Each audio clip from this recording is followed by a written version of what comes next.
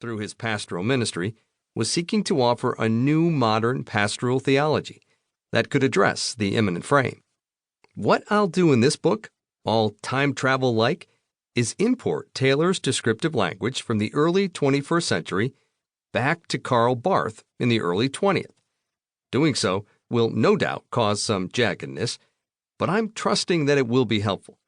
Ultimately, this book hopes to show that Pastor Karl Barth is a modern theologian addressing the imminent frame. Further, I hope that uncovering how Barth made a case for a living God inside this imminent frame can inspire the imagination of pastors and the congregations they lead. The point of this book is not to offer a case for Karl Barth. The book's point is not even to make Karl Barth the gravitational center of the project. Instead, I hope that in using Barth's story, I can offer some of my own theological construction. This book is a thought experiment that desires to present a constructive, practical ecclesiology that draws inspiration and direction from Barth, not unlike Lin-Manuel Miranda's objective to not offer a historically defensible case for Alexander Hamilton, but instead access Hamilton's story to push the imagination of his audience. To offer my own constructive ecclesiology, I'll be putting Barth's story and thoughts in conversation with others like Erich Fromm and Hartmut Rosa. To be clear, this project is not necessarily intended for those studying Barth, but for those pastoring churches in a secular age. My objective in telling Barth's story is to explore what his theology means for the life of the church in our time, and how it gives us a different vision for the church in a secular age framed in imminence. Alongside Barth's story, I tell the story of a fictional local congregation. That fictional church closed, and the building became a microbrewery. But I will offer an alternate history, retelling their story, to see what might have helped them find the life they needed to remain active. I've done this kind of fictional storytelling before to flesh out theological ideas. I suppose, in some way, it's become a genre I've embraced.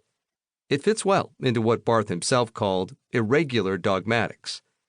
I'll admit it's irregular to use this kind of storytelling, particularly in the academic guild, but I think it's advantageous. Since the beginning of my career, my focus has been on the church in its most concrete form. I've had the privilege of giving thousands of presentations to churches and church leaders. I've discovered that the best way to teach theology in the church is not through intricately laying out theologians' doctrinal differences, but through stories of concrete people encountering a living God. Pedagogically, it's best to show, not tell people theological ideas. Thus, I've shaped this theological project around stories, showing. Of course, I hope academic groups can wrestle with the ideas. I believe there are contributions to fields of study here, but my first audience is the church and pastors on the ground. Soon, you'll hear the story of Pastor Karl Barth told alongside the story of a small congregation called St. John the Baptist, seeking life amid its decline. I'll show that it's the imminent frame and the loss of a God who is God, not the loss of relevance and resources that threatens the church. Against this backdrop, Pastor Barth's own breakthroughs will be salutary. My hope is that the theology I build in dialogue with Barth and its importance for our ecclesial moment will become evident as it's placed alongside the story of this little church. 1. When the church becomes a pub, and the imminent frame, our map. It was a haunted space. If I paused and blocked out all the ambient noise, I could hear it, the faint echoes of life and worship, a century of suffering and joy. It all dripped from the walls. You could feel it, if you let yourself. It reverberated, ever so softly but assuredly, with all those decades of prayers, sermons, funerals, and overall yearning for God's action.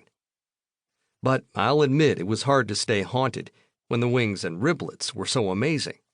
They melted in your mouth, and the beats and flow of Lizzo filled your ears from the